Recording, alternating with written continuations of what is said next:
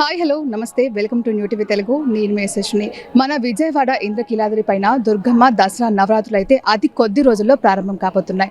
ఈ ఉత్సవాల కోసం విజయవాడ అంగరంగ వైభవంగా ముస్తాబవుతుంది. అయితే ప్రతి సంవత్సరం ఈ ఉత్సవాలను తిలకించడానికి భక్తులు వివిధ ప్రదేశాల నుంచి భారీగా తరలి వస్తుంటారు. అయితే భక్తులకు ఎలాంటి ఇబ్బందులు కలగకుండా అధికారులు అన్ని ఏర్పాట్లు పూర్తి చేస్తున్నారు. మనం చూసినట్లయితే రథం సెంటర్ వద్ద నుంచి దుర్గగుడి టోల్ గేట్ ఘాట్ రోడ్డు మీదుగా క్యూ లైన్లు అయితే ఏర్పాటు చేయడం జరిగింది.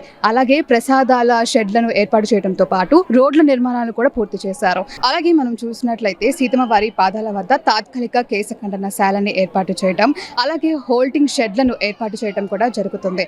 ఘాట్ల వద్ద జల్లు స్నానాల ఏర్పాటు కూడా జరుగుతుందన్నమాట. సో వచ్చిన భక్తులకు క్యూ లైన్లో కూడా ఎటువంటి ఇబ్బందులు లేకుండా అధికారులు అన్ని ఏర్పాట్లు పూర్తి చేస్తున్నారు. అయితే వాళ్ళకి సీసీ కెమెరాలు పర్యవేక్షణలో వాళ్ళని దర్శనం పూర్తయ్యేంత వరకు కూడా అధికారులు ఎంతో జాగ్రత్తగా వాళ్ళని పర్యవేక్షిస్తూ వాళ్ళని జాగ్రత్తగా దర్శనం చేపించి వాళ్ళ గమ్యస్థానాలకు వాళ్ళు చేయడం జరుగుతుంది.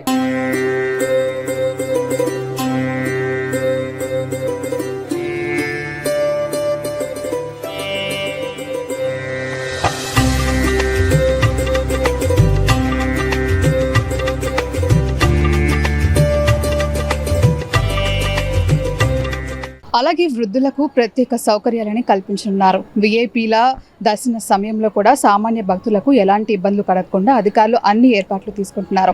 అయితే ఈ ఉత్సవాల పర్యవేక్షణకు దాదాపు 5,000 మంది సిబ్బందిని మోహరించడం అయితే జరిగిందనమాట.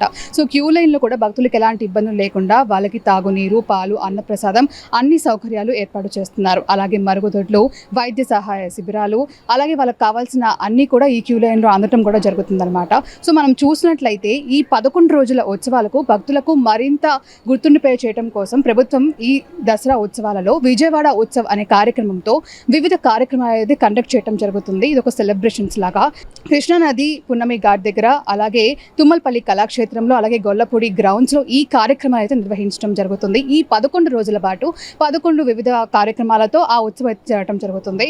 సో మనకు తెలిసిన సమాచారం ప్రకారం ఓజీ ప్రీ రిలీజ్ ఈవెంట్తో 22న ఈ ఉత్సవం అయితే ప్రారంభం కాబోతుంది. సో ఈ నెల 22 నుంచి అక్టోబర్ 2 వరకు కూడా ఈ 11 రోజులు వివిధ అంతర్జాతీయ కార్యక్రమాలతో ఈ ఉత్సవం అయితే జరగడం జరుగుతుందన్నమాట.